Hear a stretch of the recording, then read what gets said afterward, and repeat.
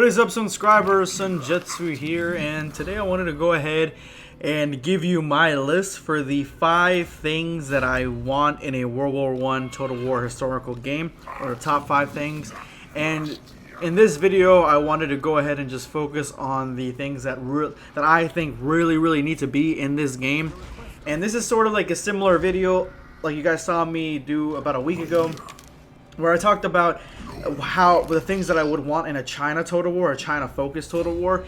And so I'm going to be doing a lot of these videos where I talk about the things that I would want in a historical Total War title, because the historical Total title is going to come probably a lot sooner than we think. So I would like to get ahead of the curve and kind of give you guys my ideas for what may come. I could be completely wrong. Right now, the main things that I think that are going to be what they're going to focus on is either China or World War I or 1900s, around there. So those are the ones that I think of. There are also the Mongol wars. There are, if you want to use Africa as a state, as a stage at some point, or Americas as a more centralized game, like Total War Kingdoms Americas, like something more like focus on that. So there are other things, but at the same time, I feel like Creative Assembly is going to go with what makes money, and I think that China or World War I have the most probability of making money. So let's go ahead and jump right into number 5.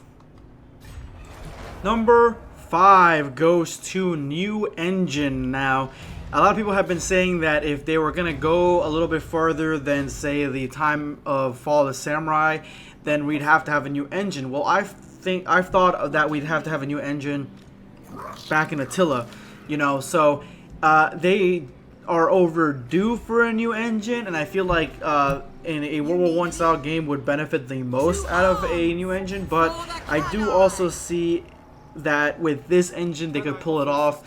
Just it would have to take a lot of reworking, and I mean, they blew my tits off with Total War Warhammer. I didn't think that was going to work as well as it did, and it went above expectations. So I do think that they can pull it off with this engine, but I would like a new engine to kind of focus on, say, some of the harder things or some of the things that this engine has gone wrong. That's the reason it makes it number 5.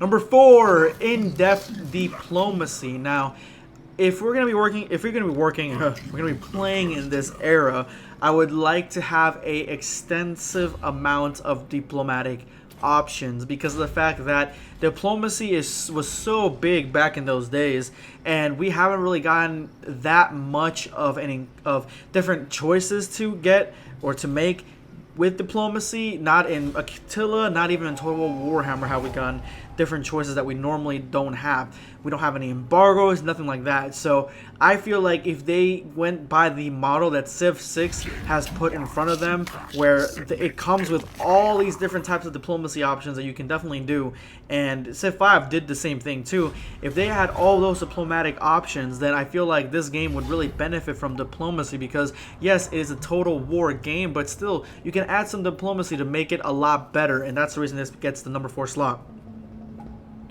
Number 3, world map. I would really enjoy a map of the entire world in its entirety, but the reason it gets this at number 3 and not higher is because more likely this is not going to happen. We're going to get the zones of conflict, which is going to be probably Europe, or mainly Europe. It's going to be the Middle East. It's going to be North Africa. The same maps that we've gotten here, end in and end out.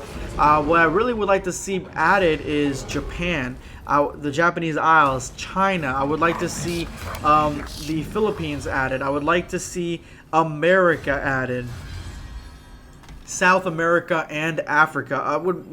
Essentially I'm saying all the continents, but at least the ones that I've mentioned at some capacity, because this was a world war. A lot of different things happened. Plus, I feel like if you're going to be adding different parts and different games are going to be added in different areas to Total War Warhammer, I feel like the same sort of dedication should be added to adding different parts of the world map to a historical Total War game, especially since we've gotten a good amount of the world map in Empire. So this is why it makes it number 3.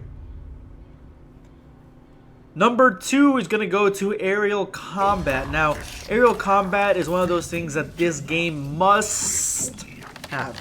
It is one of those things that is so important to this game because of the fact that if you don't have this, if this does not work, then you are fucked. It's just simple as that. I mean, you could do the same thing as you've been doing as Total Warhammer, having the aerial fights happen in the game or in the battle maps, which I could deal with. That's fine. I just include it in some aspect. I mean, if you want to have your own sort of air battle zone, then that's fine. Just like you did in the naval combats back in Empire, that's fine. Do that, but you need to add it in at some capacity. And I feel like they will, but I feel like they're gonna lean toward the Warhammer model, where you're gonna have the planes on the actual campaign map, or I mean the battle map that you've had so far. So this is absolutely imperative to have because aerial combat was dawning at this age. So it doesn't make any sense for it to be excluded. So that's why this makes the number 2 slot.